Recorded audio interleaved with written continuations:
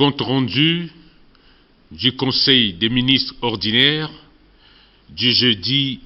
11 février 2021. Le jeudi 11 février 2021,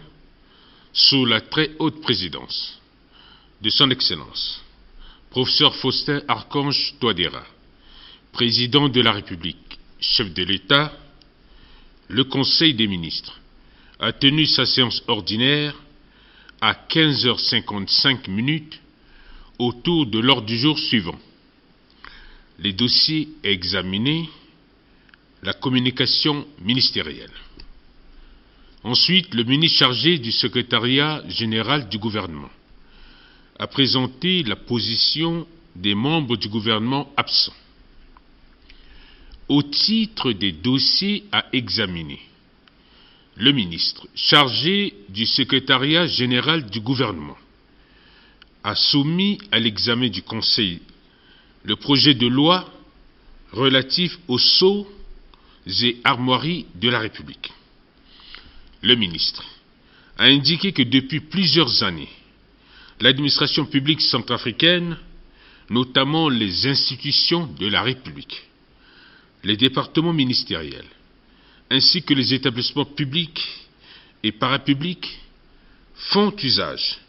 de différentes sortes de sceaux et armoiries qui ne répondent pas aux critères définis par la loi y relative. Il suffit de jeter un regard sur les actes des autorités publiques pour s'en rendre compte. L'utilisation anarchique des sceaux et armoiries est une des causes de non-respect de l'autorité de l'État. Le ministre a précisé que les lois qui réglementent l'usage des sceaux et de l'armoirie datent de l'indépendance et ne répondent plus aux exigences de l'heure. Fort de ce constat, un comité interministériel a été mis en place pour mener des réflexions afin de proposer des mesures objectives pouvant permettre le bon usage des sceaux et armoiries de l'État. Le ministre a également indiqué que l'adoption de ce texte va résoudre le problème d'utilisation anarchique de ces symboles de la République et en fera de sorte que l'autorité de l'État soit respectée. À cet effet, un projet de loi a été élaboré et soumis à l'examen du Conseil des ministres pour examen et adoption.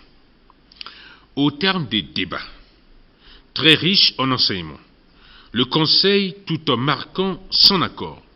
a adopté le dit projet de loi et a instruit les ministres de prendre toutes les dispositions nécessaires pour sa transmission à l'Assemblée nationale. Par ailleurs, le Conseil a instruit le ministre de la Justice, des Droits de l'Homme, garde des Sceaux, de porter ce projet de loi devant l'Assemblée nationale en vue de son examen et adoption. Le ministre de la Santé et de la Population a soumis à l'examen du Conseil la note relative à la validation de la gestion en partenariat public-privé de 2 centres nationaux d'hémodialyse et d'imagerie médicale. Le ministre a indiqué que dans le cadre de la création des centres nationaux d'hémodialyse et d'imagerie médicale, inaugurés le 4 décembre 2020 par son Excellence Monsieur le Président de la République, chef de l'État, le gouvernement a souhaité mettre en place un partenariat public-privé pour la gestion des 10 centres. Les raisons qui ont justifié ce modèle de partenariat public-privé sont les suivantes. Assurer la prise en charge adéquate des patients souffrant d'insuffisance rénale. Réaliser une bonne maintenance des plateaux techniques. Assurer une gestion rigoureuse, efficace et efficiente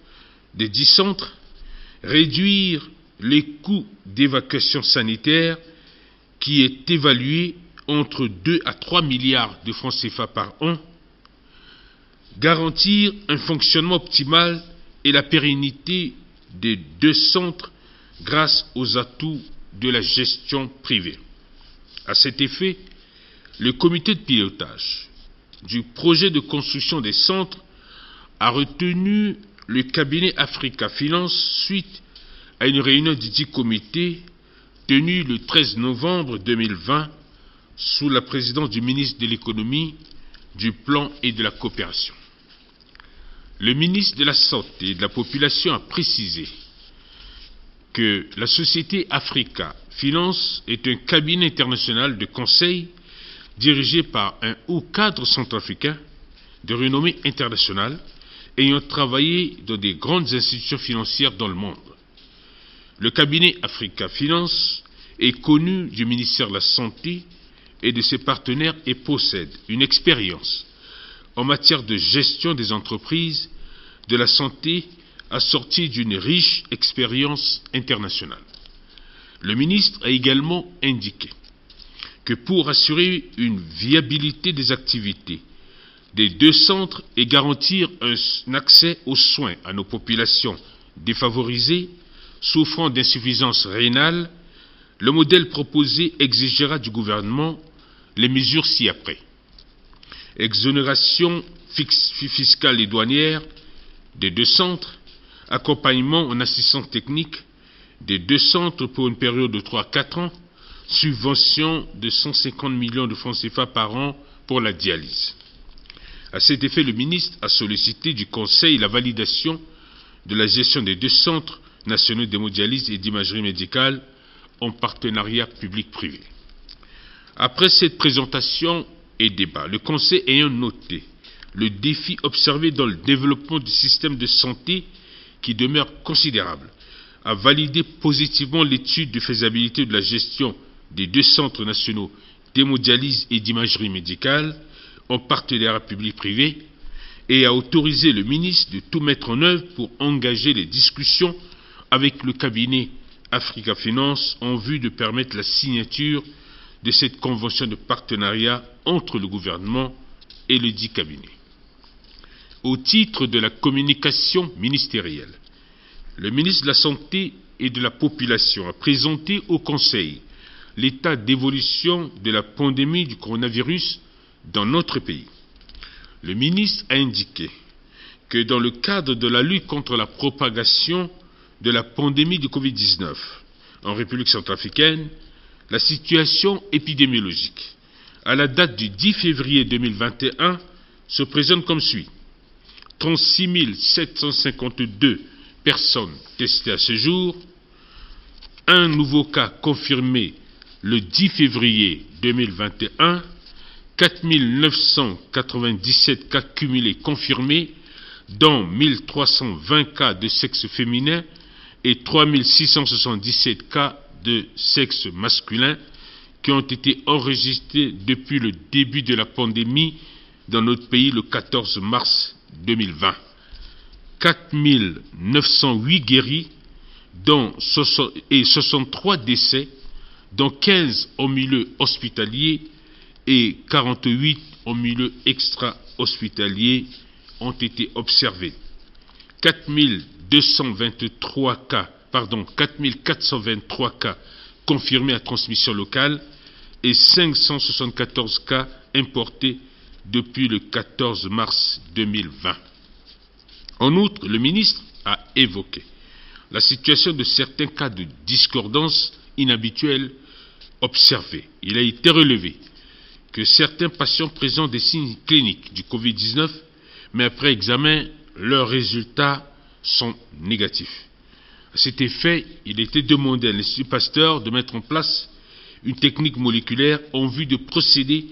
à la prise en charge de ces patients. Par ailleurs, le ministre a informé le Conseil de la problématique des vaccins pour notre pays dont 2 types ont été proposés. Il s'agit entre autres du vaccin AstraZeneca et du vaccin Pfizer qui convient au contexte tropical. Les propositions faites pour l'utilisation des 10 vaccins sont invariables selon les personnes, selon les âges et leur état de santé. Il est aussi important de noter que le vaccin russe Sputnik est sollicité également pour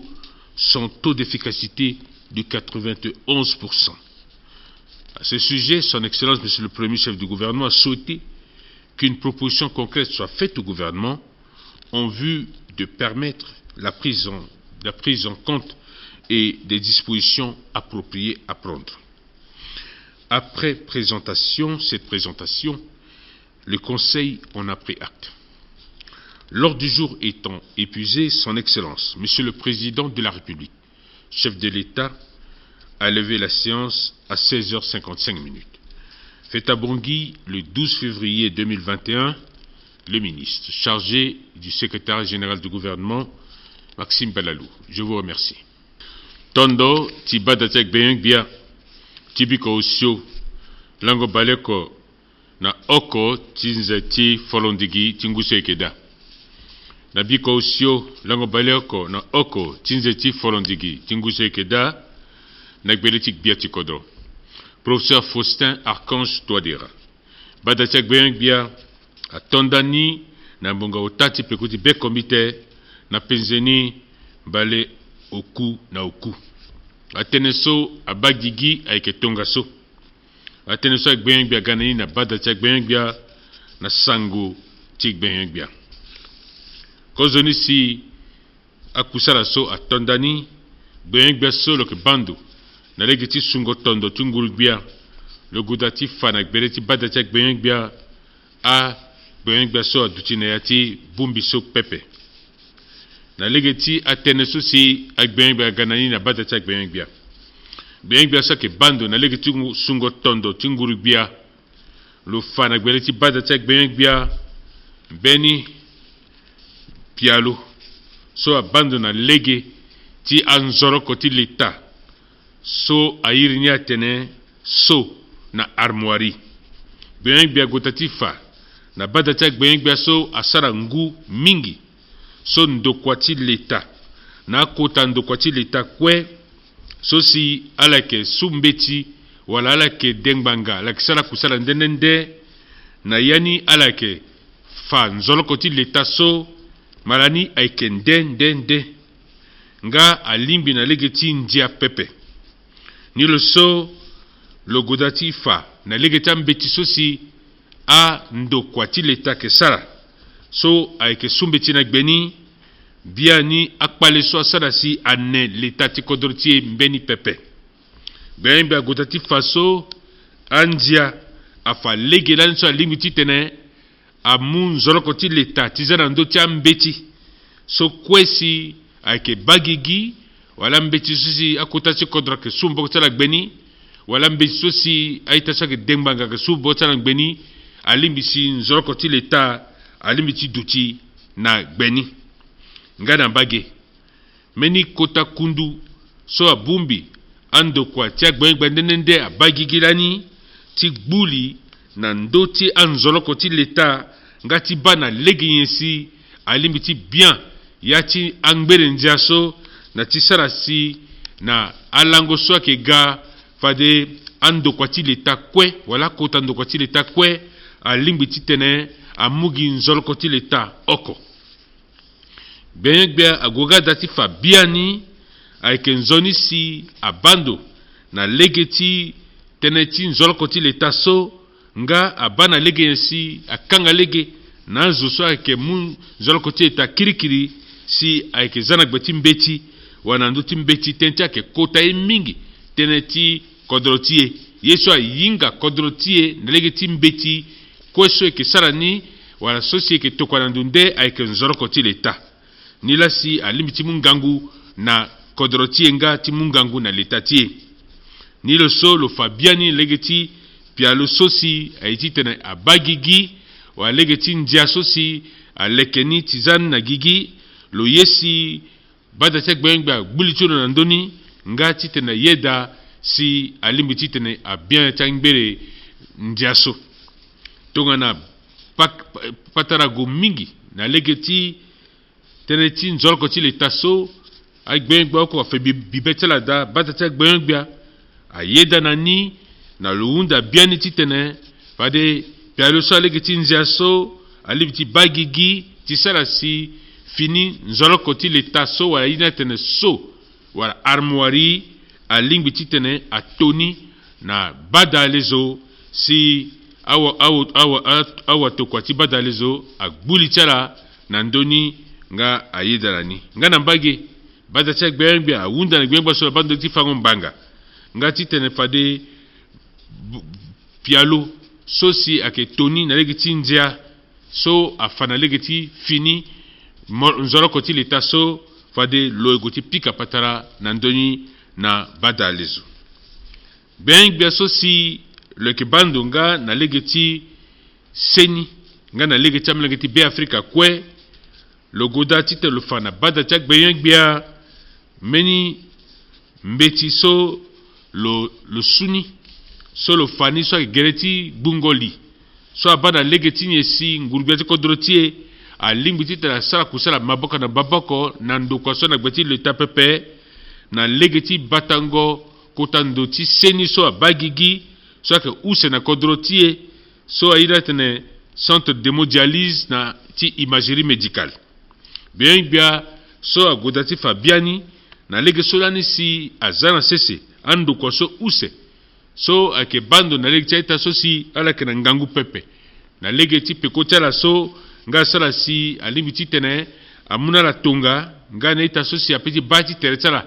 na akobela so ti tere tala ndenende solani azianga tia daso na lango osio ti ndezi kakauka tingu sake use baluse na so gbati kodro lombela so zianga tia dasolani nguli gbati kodro ti aunda biani ake nzoni si azana sese meni ngobo ti kusala na popo ti nguli gbati kodro ti nga na ita social sala ko na gbati le ita pepe ti bana lege si alimbi ti bata kusala ti adau seso aye so si afa biani ake nzoni ti tene azana sese ngobo ti kusala so na popo ti nguli gbati kodro ti na ita social ake sala kusala na yati na gbati le ita pepe ayeke tonga so ayeke nzoni ti tene ko zoni ti tene bandu na ndola sose ke u pono nga na lege ti amena kobela ngangu so ke salala useni nga bandu nga lege ti masini so si aganani ti tene abandu andoni nzoni nga utani ti tene abandu lege ti salango kwani nzoni ti tene ayini kwa tambla na legeni osoni nga ti tene asala si biani ngiza so si leta ti kodro ti ayeke kani na lege ti tokango azo na kodro wande so ngoni kwa ke ngundangu use ti sina ngundangu ota so ngundangu si ake futa ni titene goe ago na kodro wande titene a baligi cheta so ake na kobela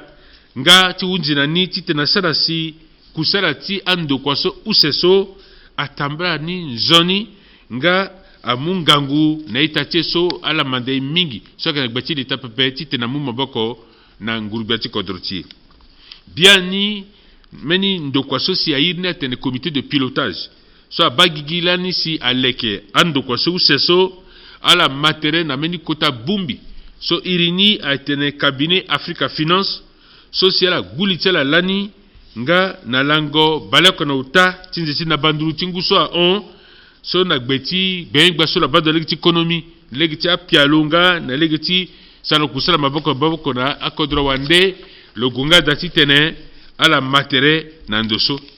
nga bengbia so loke bando na legeti seni na tiamenge ti be Afrika kwe logoti faso ndo kwaso yini Africa Finance akimeni kpengbango ndo ti kusala so ayinga dina ti bendo ti gigi na lusuke linia kemenge ti be Africa so lo eke kpengbango be Africa so sa kusala mingi so lenga dati lo muma boko na kodrotie nga ndo kwaso yina tre cabinet Africa Finance ni so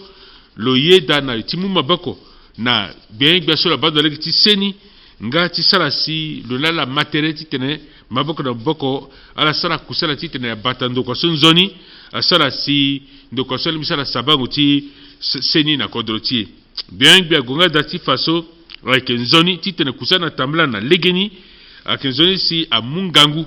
nga amulege na mlenge ti kodroti so si ngangu kada ti tene ala futangiza mingi pepe legita kota kobela so ke salala ngana mbage ake lege so afati telmeni fini ngobo ti sala kusala mbage na mbage na leta na ngulubati ko tiena la so na gbeti leta pepe ani bisala si ti mungangu na kusala so zasi akungwa so salunda kodro wadeti gani aunda titena la futa lempo na ndoni pepe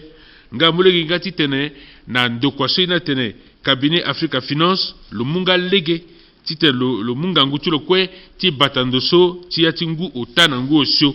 nga na mbage aunda na leta ta mumeni koforo na tingu koso biani asikoto mbangboko balo kusa te 150 millions na tingu ko titana mumma boko na ndokwaso